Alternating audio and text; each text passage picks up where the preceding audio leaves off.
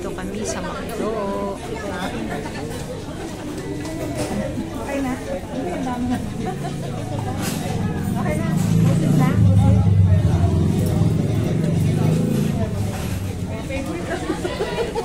Wala na. Not today. Complete order. Uy, yung price ko. May price ako? May price ako? Meron na sa amin eh. Salo-salo. Ah, okay. Ano yung best friend yun?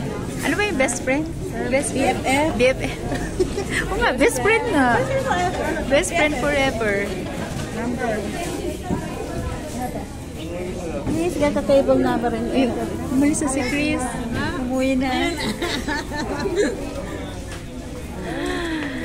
Ito po yung maglilibre sa amin.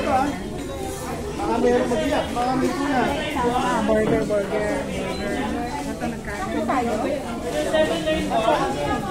Siyempre, kanin ang order ko, di ba? Magkakanin talaga ako. Doy, ano mo ko doy ah? Yes. Yan si Chris. Chris Velos. Bakit? Hindi ka abot? High chair kayo. Problema nito ay high chair.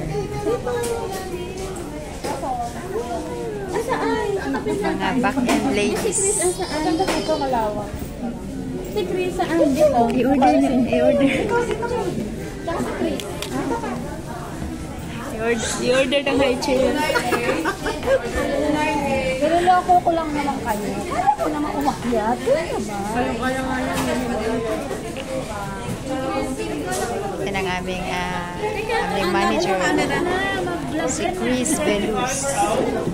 Ang galing nito. Order 196 for out. Saan si Jane? Dito. Mga KME ladies, FBI, KME. KME yung dating ano. Oh, KME ball attach. Interviewin natin. Ladies, Hindi ko na alam. ito po talaga ang papel nito sa production. Panay lang tulog nito, panay kape. Yan. Isa pa yan, sasabihin inaantok ako. Lalo na yan, panay ang utot, panay ang tulog. Ito, kape-kape yan. Yan. Mga kape-kape yan. Coffee ladies. Alam mo talaga, hindi ko tayo na makandam.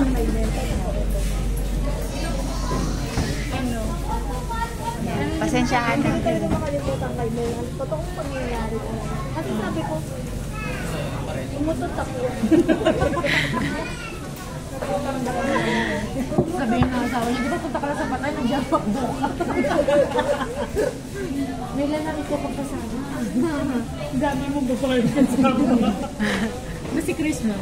Kaya na si Chris. Pipicturean ka nga sana namin eh. Bakit? Kasama mo si Chris. Sasad namin kay Luis. May upuan si Chris dyan. Interviewin natin itong manager. Nakakuha tayo ng ano dito. Business. Interviewin namin yung manager. Chris. Add pa. Paano mo namin yung company? Siyempre, hindi ako maging manager sa iba. Hindi ako ma-promote. Ba't tayo kaya ako ng sarili ko? Diba? Diba? Ano ka? Oo, packaging ka, diba? Packaging. Ang customer mo, semi-content, hindi? Ano naman ano? Kung ano yung mga nasa loob ng supermarket, yan yung market. Ano ba yung mga nasa loob? Mga ano yung product eh? Grocery. Diba, meron doon pharma. May cosmetics. May food. May beverages. Kung ano man nandun. May household care. Ang laki ng market ng ano, ng mga FMCG. Kasi sa Semico. Kasi yung mga product eh. Tsaka kailangan. Household tayo mga pangalaw-araw. Dumadami ang tao. Mas dumadami ang demand. Dumadami ang mall. Hinadal na tayo ng manager. Oh, mahal to ah. Oo, Saka sige. dumadami ang mall. Dumadami ang tindahan ng mga kumpanya. Oo. So, kaya tapos ang production nila. So, kailangan nila lang additional na makina. Hindi, ang dami mo rin tao.